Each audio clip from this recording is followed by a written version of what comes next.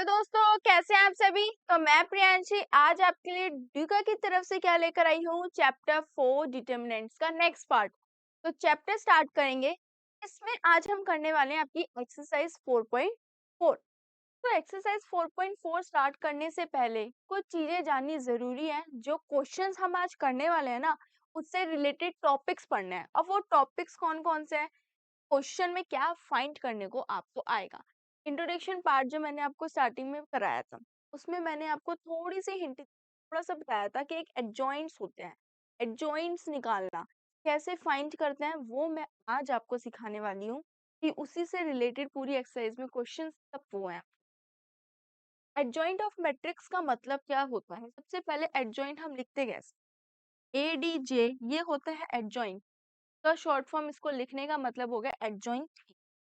मुझे किसी भी चीज का एडजॉइंट ए निकालना है, मतलब कि कोई भी मैट्रिक्स, कोई भी डिटर्मिनेंट का एडजॉइंट निकालना है, तो उस केसेस में एडजॉइंट कैसे फाइंड होगा वो मैं आपको बताऊं।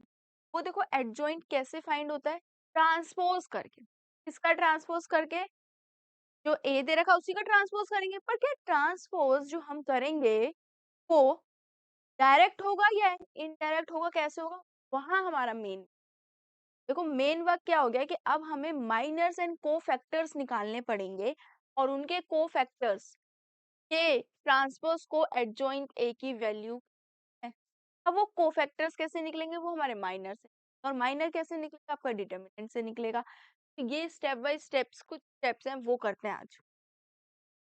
तो मैं डायरेक्ट आपको एक एग्जांपल से लेकर और उसको समझाती हूँ, ज्यादा आपको डायरेक्ट क्लियर होगा। मान लीजिए मैंने एक मैट्रिक्स ए इक्वल्स टू ले लिया 2 1 4 नंबर ले लिया। मैं डायरेक्ट एग्जांपल लेके आपको समझा रही हूँ सिर्फ। मुझे क्या करना है, मुझे एडजॉइंट ए फाइंड करना है। मुझे एडजॉइंट ए निकाल, राइट, एडजॉइंट ए निकालना है। यहाँ पे एडजॉइंट ए क्या होता है, इसका ट्रांसपोज, इसके कोफैक्टर्स का ट्रांसपोज। इसके कोफैक्टर का ट्रांसपोज इज ये जो डिटरमिनेंट आपको गिवन है उसके कोफैक्टर का ट्रांसपोज होता है। अब इसके कोफैक्टर निकालेंगे, बट कोफैक्टर निकालने से पहले हमें क्या निकालना होगा, क्या, माइनर्स। यहाँ पे हमें क्या क्या चीजें फाइंड करनी होती है, सबसे पहले माइनर निकालना है, या फिर आपको कोफैक्टर्स चाहिए, या आपको कोफैक्टर्स निकालना है। सेकेंड स्टेप ये निकल जाएगा, उसके बाद इसका ट्रांसपोज करना है। देन ट्रांसपोज ही क्या होता है, आपका एडजॉइंट ये होता है। ये स्टेप बाय स्टेप्स कुछ टॉपिक्स कैसे ही आपको करने हैं। तो ये 2x2 का है, 3 का थोड़ा डिफरेंट होगा, या 2x2 का मैं बताती हूँ पहले आपको करना क्या है। आपको पता है स्टार्टिंग में जो मैट्रिक्स बताया था, तो फर्स्ट टर्म क्या होती है, A11, ये A12, ये A21 और ये A2। क्या रिप्रेजेंट कर रही है कि पहली ही रो है और पहली ही कॉलम की value, first row first column, right. Second A12 पहली रो पर कॉलम कौन सी आ गई, सेकंड कॉलम आ गई। नाउ नेक्स्ट कि अब A21 है, तो A21 मतलब कि सेकंड रो और कॉलम 1, सिर्फ सेकंड ही रो है, सेकंड ही कॉलम है, तो ये चीज हो गई। अब मैं आपसे बोलूं कि A11 का माइनर निकालो, सबसे पहले A11 का माइनर निकालना है। इन्हीं को माइनर्स बोलते हैं। माइनर किससे रिप्रेजेंट करते हैं, A11 निकालना, A12 निकालना, A13 अगर 3 में आ रहा है, A21 निकालना, इन सबको इसको माइनर्स बोलते हैं। मैं A11 की जगह M11, M माइनर के लिए मैंने A लिख दिया, ठीक है। और कोफैक्टर को किसके इक्वल रखते हैं, किससे रिप्रेजेंट करते हैं, कैपिटल A11 को निकालने का फॉर्मूला होता है, वो भी आपको बताऊंगी, पर पहले माइनर्स निकालते हैं। माइनर क्या, देखो A11 की बात कर रही हूँ, किसकी, A11 की बात कर रही हूँ मैं पहले, तो A11 की बात कर रही हूँ, तो A11 ये है, इसको भी भूल जाओ और इस ऊपर को भी भूल जाओ, तो बचा क्या मेरे पास 3। A11 की वैल्यू क्या आ जाएगी आपके पास, सबसे A11 आ गया 3, राइट, आ गया। नेक्स्ट अब बात करनी है A12, तो A12 ये है 1, इसको भूल जाएंगे सेकंड कॉलम को, पहली रो को, तो बचा क्या 4, ये इक्वल आ जाएगा। ये थोड़ा अपोजिट है, ठीक है। अब बात करूं A21, A21 मतलब कि सेकंड रो फर्स्ट कॉलम, तो सेकंड रो कट हो गई, फर्स्ट कॉलम कट हो गई, बचा क्या 3, तो 3 आ गया। फिर आपके पास A2, सेकंड ही ये और सेकंड ही ये, तो बचा आपके पास 2। आपके पास ये बन गया एक अलग से मैट्रिक्स, ये बन गए माइनर्स, तो बोलते हैं M11 माइनर, M12 लिख लो, M21 और M2 दे आर माइनर। क्या हो गई ये माइनर्स फाइंड कर। अब इन्हीं माइनर का बनाना है कोफैक्टर। कोफैक्टर निकालने के लिए फॉर्मूला आपका यूटिलाइज होता है, यूज हम करते हैं, वो क्या होता है,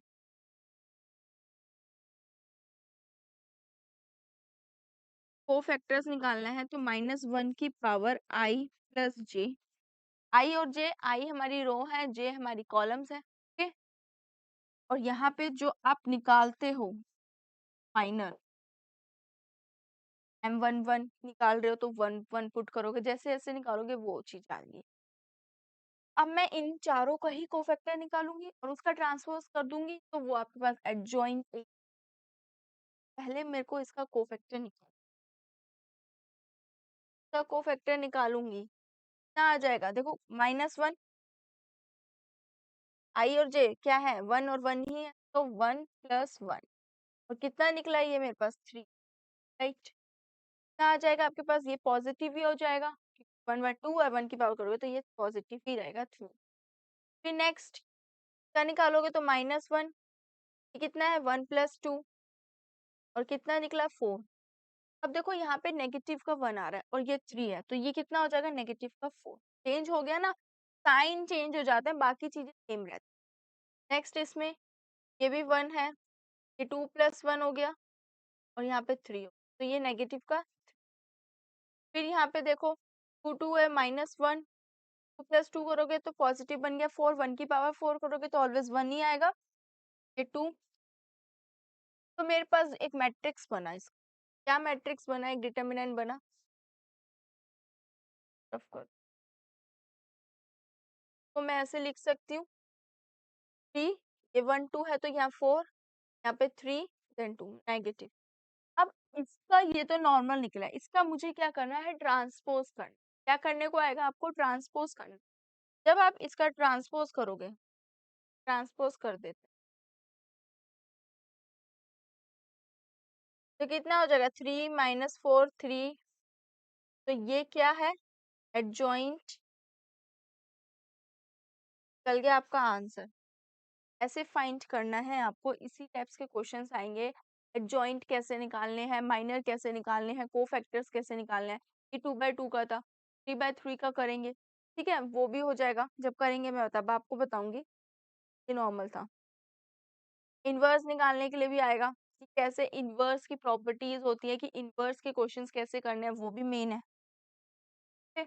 जैसे ये आपके पास एडजॉइंट मैट्रिक्स की प्रॉपर्टीज है, वही चीज है ये एडजॉइंट की कुछ प्रॉपर्टीज है, पढ़नी जरूरी है। इसका मतलब क्या होता है, फर्स्ट लाइन लिखी है, इसका मतलब है कि आप अगर ए को एडजॉइंट ए में मल्टीप्लाई कर रहे हो, या एडजॉइंट ए को में मल्टीप्लाई करें, कहते हैं ना 2 4 से करो या 4 को 2 से मल्टीप्लाई करो, the answer is 8, the answer is 8।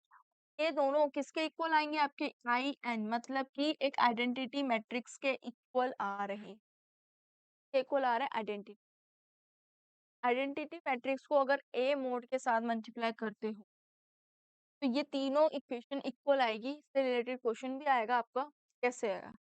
Adjoint A का मोड निकाल रहे हो, मोड यहाँ इक्वल है ए की पावर n-1 कर दो, ठीक है। मोड निकालने की बात हो रही है, एडजॉइंट ए का मोड यहाँ पे नॉर्मल है। मान लो आपने एडजॉइंट बाद में निकालोगे, पहले आप ए क्या ट्रांसपोज कर दो, ए का ट्रांसपोज कर दो, फिर इसका एडजॉइंट।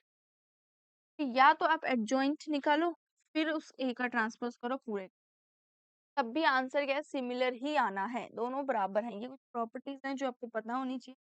ये तब इन केस होता है कि जब आपके पास कोई भी एक डिटर्मिनेंट मैट्रिक्स जो है वो स्क्वायर मैट्रिक्स। स्क्वायर मैट्रिक्स का मतलब क्या हो गया कि आपके number of rose and number of columns दोनों आपस में एक दूसरे के बराबर हैं, तो वो स्क्वायर मैट्रिक्स कहलाता है। ऑर्डर, ठीक है, वो कहलाता है उसके। The area of triangle whose vertices are x1 y1 x2 y2 x3 y3। जब एरिया ऑफ ट्राइंगल निकालने के लिए आएगा ना, तब भी ये गिवन। देखो, एरिया ऑफ ट्राइंगल भी निकालने के लिए आएंगे इवेल्युएट करने को, जैसे हमने प्रीवियस लास्ट एक्सरसाइजेस में भी कर रहे थे कि ट्राइंगल्स निकालने के लिए आए थे, इवेल्युएट करने के लिए आए थे, तो वो इसमें भी आएंगे। कुछ प्रॉपर्टीज हैं डिटर्मिनेंट की, फॉलोइंग वेरियस प्रॉपर्टीज हैं कुछ। अब ये प्रॉपर्टीज क्या है कि all elements of any row और column are zero, then value for determinant is equal. अगर रो और कॉलम सारे के सारे रो एंड कॉलम के एलिमेंट जीरो के इक्वल है, तो परमानेंटली डिटर्मिनेंट भी जीरो के बराबर ही। If each element of any one row or one column of determinant is multiple of scalar, कि अगर कोई भी एक एलिमेंट, चाहे वो रो से हो चाहे वो कॉलम से हो, उन दोनों में से भी मल्टीप्लाई हो रहा है किसी स्केलर से, के से अगर वो मल्टीप्लाई हो रहा है, तो then the value of determinant is multiple of k. That's it. Scalar लिखा हुआ है बाहर, तो वो सारे से, हर एक से। और क्या दे रखी है, थर्ड आपको एक दे रखी है क्या, कि इन अ डिटर्मिनेंट एनी रो और कॉलम्स आर इंटरचेंज। मान लीजिए अगर हम कुछ दो रो या कॉलम को इंटरचेंज, ये वाला जो टॉपिक है ना, रो कॉलम को इंटरचेंज करने वाला, ये आपका टॉपिक कट हो गया। ये कट हो गया है क्योंकि इससे रिलेटेड एक्सरसाइज कट हो चुकी है, आपकी कट हो चुकी है, जो थोड़ी लेंथी भी थी और थोड़े स्टेप्स भी ज्यादा थे उसमें, और इम्पोर्टेंट भी थी, इसलिए वो कट कर दी। मतलब आपको जहां पर आ जाए कि दो मैट्रिक्स के अंदर अगर हम किसी दो रो को या किसी दो कॉलम में आपस में एक्सचेंज कर रहे हैं, देन उसके बाद सॉल्व करें। टॉपिक कट हो गया है तो इतना मस्त नहीं पढ़ना, जब ये डिडक्ट ही कर दिया, सीपीएस बता दिया। ठीक है, फोर्थ क्या है, if all corresponding elements of any two row or column of determinant are identical proportion value of अगर मान लीजिए कि अगर कॉरस्पॉन्डिंग एलिमेंट, मतलब कि जो एक साइड पे लिखे हो, ठीक है, चाहे वो दो रो के हों चाहे वो दो कॉलम्स, वो हम एक जैसा आइडेंटिकल कर लें कि वो दोनों एक जैसे हैं, वैल्यू होगी ना डिटरमिनेंट, क्या वैल्यू होगी, जीरो वैल्यू हो। तो R1 and R3 are identical, क्या हो गया यहाँ पे आपका R1 एंड R3 आइडेंटिकल हो गए हैं। क्यों, जो रो वन थी रो थर्ड थी, वो दोनों एक दूसरे सिमिलर हैं, दोनों एक दूसरे से, तो उनको आइडेंटिकल कंसीडर कर सकते हैं। The value of determinant remains unchange row into, मान लीजिए हमने क्या करा, हमने वैल्यू एक्सचेंज नहीं करी, हमने एक रो को रिमेन्स अनचेंज, बिना चेंज किए रो को कॉलम में, कॉलम को रो में, बिना चेंज। ए अगर स्क्वायर मैट्रिक्स है उस केसेस में ए का ट्रांसपोज के इक्वल आएगा आपके, ए का जो ट्रांसपोज है वो भी डिटर्मिनेंट में के इक्वल, बिना किसी रो को कॉलम में चेंज किए, बिना किसी कॉलम को रो में चेंज। तो ये जो डिटर्मिनेंट ए का ट्रांसपोज दोनों आपस में आ जाएंगे। ए का ट्रांसपोज है ये ट्रांसपोज ऑफ ए डैश का मतलब क्या है, जहाँ लिखा हुआ है, तो ए ट्रांसपोज किसके इक्वल लिखा है, ट्रांसपोज ऑफ ए के इक्वल लिखा हुआ, ट्रांसपोज ऑफ ए के। ठीक है, एक नेक्स्ट प्रॉपर्टी क्या दे रखी है अब आपको, कि कुछ कुछ सम और ऑल एलिमेंट्स, मान लो कुछ एलिमेंट्स या सारे एलिमेंट्स रो और कॉलम के, वो डिटर्मिनेंट्स कब एक्सप्रेस कर सकते हैं, जब हम मान लीजिए सम कर रहे हैं दो या दो से ज्यादा का, तो डिटर्मिनेंट क्या हो जाएंगे, सम ऑफ टू और मोर। सेपरेटली सेपरेटली अगर हम सम कर रहे हैं तो हम अलग अलग भी कर सकते हैं। If the elements of any row और column of a determinant if we add or sub, हम मान लीजिए कोई भी एलिमेंट्स किसी रो और कॉलम ऐड कर रहे हैं, सब्ट्रैक्ट कर रहे हैं, मल्टीप्लाई कर रहे हैं रो और कॉलम में, तो जो वैल्यू होगी सेम रहेगी, कोई चेंजेस अनचेंज होकर वो same.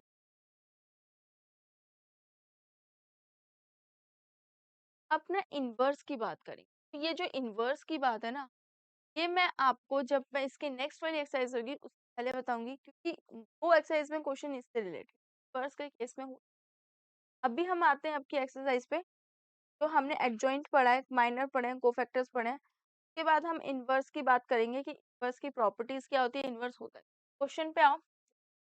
Right minors and cofactor of these elements of following. क्या माइनर्स एंड कोफैक्टर्स निकालने हैं? क्या निकालने हैं? माइनर और कोफैक्टर्स निकालने हैं एलिमेंट। क्या दे रखे हैं? सेम वही अभी एक एग्जांपल के अकॉर्डिंग बताया था। तो दो पोर्शन है, क्या निकालेंगे पहले? तो A11, A12, A13 और A1, A21, A2 ये निकालेंगे, राइट? ये निकालेंगे। A11 क्या हो जाएगा? जब ये और ये कैंसिल हो गए तो बचा 3, ये आपके पास 3 आ जाएगा। फिर A12 ये है तो इसको छुपा देंगे यहाँ से, पहली कॉलम गई तो 0, 3 0 हो गए। देन उसके बाद इसकी बात करेंगे तो ये -4 आ जाएगा। 3 रो कॉलम -4 बचा 2। अब मैं इनका क्या कर दूंगी, क्या निकाल दूंगी नेक्स्ट स्टेप में? माइनर हम निकाल देंगे कोफैक्टर। क्या निकाल देंगे? कोफैक्टर। तो -1, 1 + 1 क्या आ जाएगा आपके पास? फिर -1, 1 + 2 और 0, सारा 0 बन गया। देन आपके पास -1, 1, 2 + 1 और ये ऑलरेडी माइनस। तो देखो यहाँ तो -1 आ जाएगा और इधर माइनस का 4 मल्टीप्लाई करके इतना आ जाएगा 4। माइनस माइनस कैंसिल हो गए। ये -1, 2 + 2 और यहाँ 2, 4, 2 आ गया, राइट? था। अब देखो आपके पास को फैक्टर्स निकल गए। अब को फैक्टर्स जो निकले हैं तो मैं लिख सकती हूँ मोड में, एंड्स के अंदर क्या 3042 का क्या कर देना है? ट्रांसपोज। और वो किसके इक्वल आ जाएंगे? एडजॉइंट के। पर यहाँ क्या पूछा आपको? एडजॉइंट नहीं, आपको सिर्फ क्या पूछा है? माइनर्स पूछे थे, कोफैक्टर्स। ये A11 है, A12 1 है और A2। आपके पास माइनर्स निकल गया 3, A12 0, A21 4, A2 miners, right? और ये आपके पास क्या आ गए? कोफैक्टर्स आ गए। A11, A12, A21 और A2। A11 कितना है? 3 0 4 कोफैक्टर्स। That's it. तो ये क्वेश्चंस आपको ऐसे करने हैं, बिल्कुल एज इट इज, सिंपल से। माइनर्स क्या होते हैं, कोफैक्टर्स क्या होते हैं, कैसे निकाल। नेक्स्ट देखते हैं। बट अब ABCD लिखा हुआ है यहाँ पे, क्या हुआ? बात तो वही है ना, माइनर्स एंड कोफैक्टर्स हमें फाइंड करने हैं। पहले माइनस निकालेंगे। A11 कितना हो जाएगा? क्या आ गया आपके पास? कितना आ जाएगा आपके पास? क्या आ जाएगा? A11 3 है और A2 तो आपके पास माइनस तो निकल, राइट? वो फैक्टर निकालते हैं।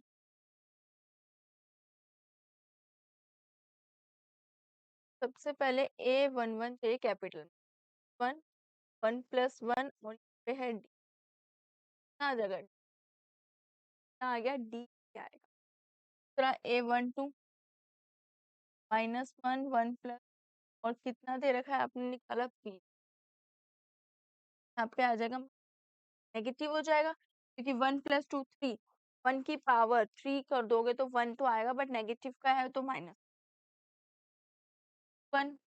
A2 हम फाइंड कर लेते हैं। यहाँ पे -1 + 1 और कितना आ गया? नेगेटिव का। फिर -1 + 2 कितना आ जाएगा? निकल गए कोफैक्टर। हमने माइनस निकाल लिए और फैक्टर्स भी निकाल लिए जो हम फाइंड करने थे, हमारा यहाँ फाइंड हो गया, राइट? क्वेश्चन सेकेंड, इसमें भी माइनर एंड कोफैक्टर्स निकालने हैं, बट इसमें ना 3/3 का दिया है, का 3/3 का ऑर्डर पेयर है। 2 तक तो अभी हमने कर लिया, अब 3/3 में क्या करना है, मेन तो ये है थोड़ा सा।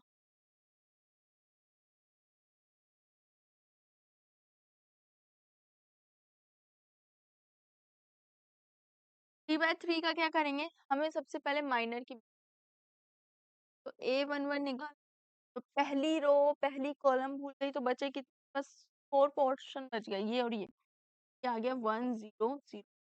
अब इसको डिटर्मिनेंट कैसे निकालते हैं, 1 1 जा 1 माइनस 0 ना 1, निकल गया A11। ऐसे करना है ये प्रोसेस, ठीक है।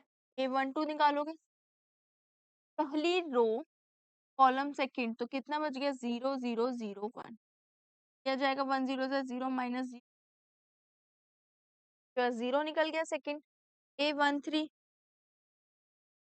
पहली रो थर्ड कॉलम, तो कितना आ जाएगा 0 0 1 0, अगेन कितना आ जाएगा 0 माइनस 0।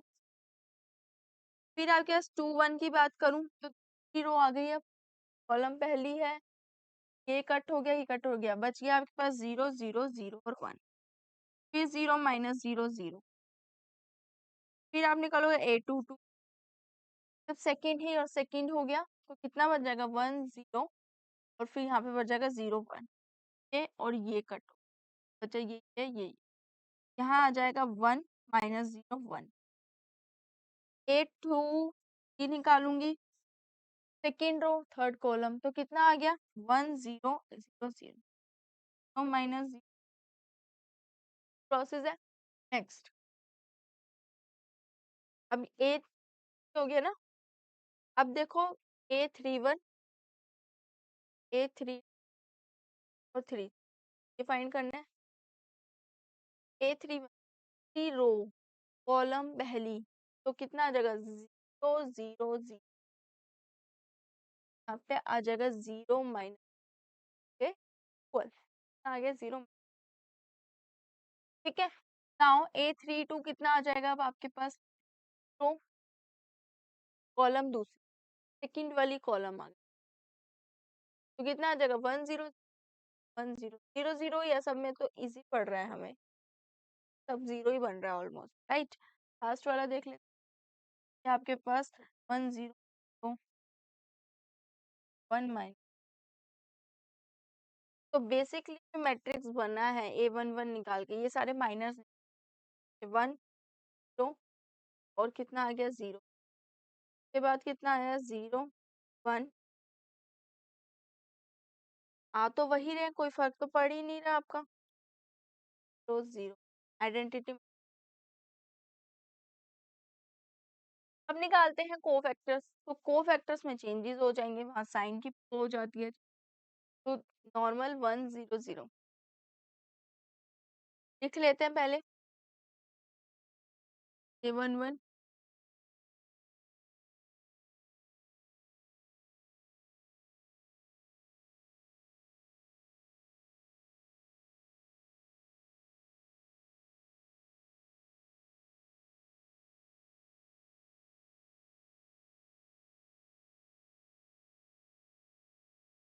क्या था आपके पास 1 0 0 0 1 0 0 0 0 0 0 1 0 0 आ गया, राइट। अब निकालती हूँ कोफैक्टर्स, सबसे पहले निकालूंगी A1, तब -1 1 + 1 ना आया, ये आप आ जाएगा 1, उसके बाद A12 -1 + 0 है, भी कर लोगे 0 ही बन जाएगा, ऑलवेज 0 को किसी भी नंबर से मल्टीप्लाई करो 0। A13 कितना आ जाएगा, वही 1 1 1,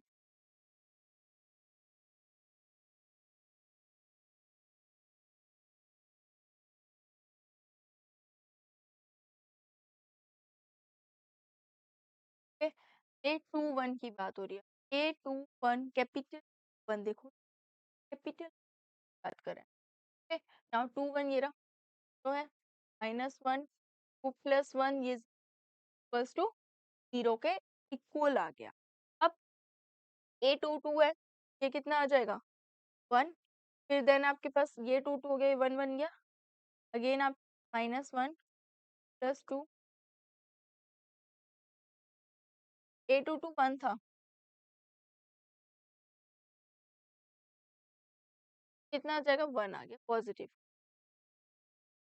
सेम वही आपके पास 2 + 3 5 0 को करोगे तो 0 ही आना है। देन यहाँ -1 3 + 1 तो अगेन देन आ गया -1 3 अगेन 0।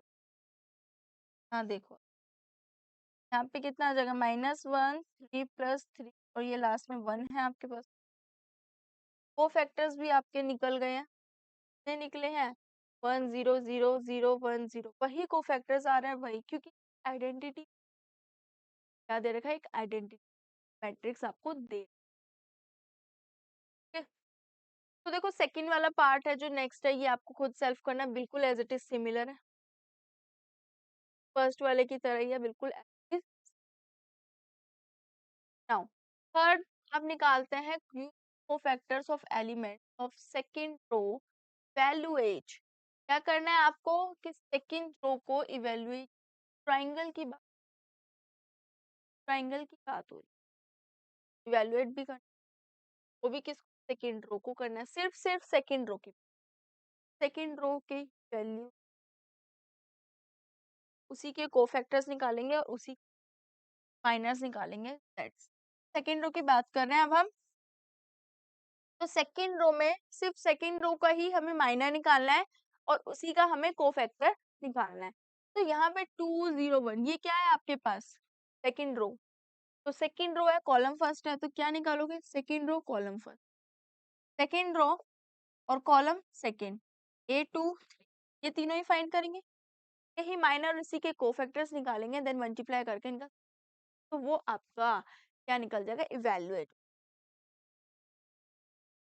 सबसे पहले ए टू 1 कितना हो जाएगा, देखो इसकी बात हो रही है 1, तो बचा मेरे पास क्या 3 8 3 8, यहाँ पे तो ये हो गया।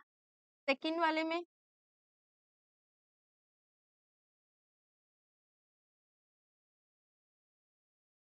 ए टू थर्ड में, देखो सेकंड वाले में क्या सेकंड और सेकंड ही कट हो गए ना, जब सेकंड सेकंड कट हो गए तो 5 1 8 3, यहाँ आ गया 5 1 8। नेक्स्ट लास्ट वाले में सेकंड रो है कॉलम थर्ड कट हो गई है, तब आपके पास क्या बचा है 5 3 और 1 और 2 बच गए लेफ्ट। अब देखो यहाँ 3 3 जा तो हो गया 9 -60, क्या आ जाएगा आपका 3 -9 कर देंगे, वो भी नेगेटिव का आ जाएगा आपके पास। ठीक है, नेक्स्ट यहाँ पे 15 -8 कर दो, यहाँ पे 10 माइनस कितना कर दोगे या 7, यहाँ पे आपके पास बन गया में से 8 जाने पे, और यहाँ पे बच गया आपके पास 5 2 10 और 3। तो ये जो वैल्यूज आपके पास आ रही है, ये वैल्यूज आपको लिखनी है। यहाँ भी आपका 7 आ गया, 7 7 7, वो क्या निकले तो 7 निकल गए सेकेंड रो के, तो ही आपके पास 7 आ रहे हैं। क्या करना है आपको सेकेंड ही ले लेनी है, कि आपको क्या निकाल देने हैं, ये तो आपके पास आ गए हैं रो, रो निकल गई है। अब आपको क्या निकालना है को फैक्टर्स निकालने हैं, क्योंकि यहाँ पे रो तो सिमिलर आ रही है, इसका हमें करना नहीं है, वैसे आपको सिर्फ को फैक्टर्स की बात हो रही है। क्वेश्चन पे जाओ, क्वेश्चन में क्या बोला है यूजिंग को फैक्टर्स, क्या यूज करने हैं को फैक्टर्स यूज करके आपको सेकंड रो को इवेल्युएट करना है। तो मैंने को फैक्टर्स निकालने हैं इनके, इसलिए मैंने ये निकाले। अब इसके को फैक्टर्स निकालती हूँ, कितना आ जाएगा आपका, अगर मैं इसे डायरेक्ट करूंगी तो मैं क्या कर दूंगी डायरेक्ट करती हूँ -1 2 + 1 कितना होगा पॉजिटिव की नेगेटिव आएगा, -1 2 + 1 और ये 7 कितना आ जाएगा आपके पास 7 नेगेटिव, -7 आ गया, कितना आ गया -1, फिर यहाँ -1 2 + 2 पॉजिटिव और ये 7 7 हो, यहाँ पे -2 + 3 5 7 नेगेटिव, वो फैक्टर्स भी निकल गए, वो फैक्टर्स आ गए। अब वैल्यूएट सेकंड रो, तो देखो ट्राइंगल क्या है आपके पास, 2 है, मल्टीप्लाई कर दो कोफैक्टर माइनस से, फिर ऐड करना है, यहाँ पे क्या है 0, मल्टीप्लाई कर दो 7 से, प्लस यहाँ पे कितना है 1 से मल्टीप्लाई कर दो -7, फिर इसको सॉल्व करके लिख दोगे, वो आपका आंसर निकल जाएगा -14 प्लस 0 प्लस -7। तो -14 और -7 कितने हो जाएंगे आपके पास, एक वो भी नेगेटिव, ये आपके पास आंसर आ गया। ऐसे करने हैं आपको रो के कॉलम, अगर कॉलम दिया किसी भी पर्टिकुलर बोला है तो कॉलम भी हो सकता है इसकी जगह, जरूरी नहीं है कि रो ही हो, सेकंड रो दे दी तो उसको इवेलुएट करा हमने भी, ठीक है। देखो अब यहाँ पे कोफैक्टर यूज करना है थर्ड कॉलम, अब कॉलम आ गई, क्या आ गई आपके पास, कॉलम आ गई, जैसे प्रीवियस में था यहाँ कॉलम आ गई, फुल एज इट इज आपको करना है, ये आपको खुद सेल्फ करना है कि है बिल्कुल तरह, दो पार्ट दो क्वेश्चन आपको सेल्फ कर, ये भी क्या है बिल्कुल क्वेश्चन थर्ड की तरह। ओके नाउ क्वेश्चन फिफ्थ में मूव करते हैं। क्वेश्चन फिफ्थ क्या कह रहा है, एमसीक्यू है, लास्ट क्वेश्चन है, इवैल्यूएट ट्रायंगल दे रखा है, ठीक है, उस ट्रायंगल के अंदर आपको डिटरमिनेंट्स की values and A I J is a cofactor of A, cofactor है एआईजे एआईजी, ठीक है।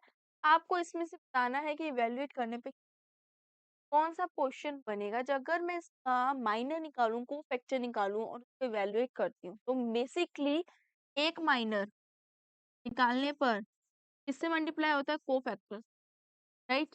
तो जो पहला होगा 1 1 वो A11 से ही तो होगा, फिर A12 से होगा, इससे तो प्रोसेस चलेंगे ना आपके, तो यहाँ पे चेक करो, देखो A11 है, A31 से होगा नहीं, A11 है तो दूसरा भी A11, फिर A12 जब यही नहीं हो रहा तो बाकी का पोर्शन नहीं, फर्स्ट ऑप्शन गलत है, सेकेंड A1 दूसरा भी A11, फर्स्ट स्टेप ठीक है।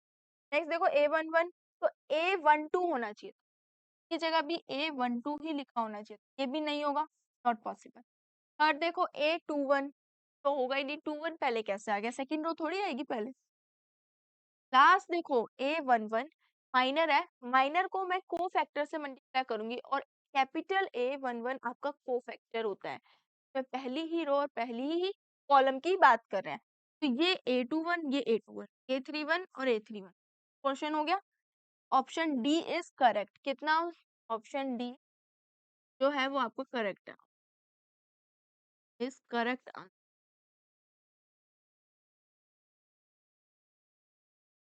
ऑप्शन डी आपका क्या हो गया दोस्तों, करेक्ट आंसर हो गया। तो हमने इस एक्सरसाइज में क्या करे थे, माइनर्स निकालना सीखा, कोफैक्टर्स निकालना सीखा। नेक्स्ट एक्सरसाइज में आपके इनवर्स का टॉपिक भी है, आपका एडजॉइंट का टॉपिक भी है, ये क्वेश्चंस हम एडजॉइंट और इनवर्स के करेंगे, जब तक के लिए आपको सिर्फ क्वेश्चंस की प्रैक्टिस करनी है बिल्कुल अच्छे से। मैं आपको मिलती हूँ अब नेक्स्ट पार्ट में नेक्स्ट वीडियो के साथ। Thank you so much.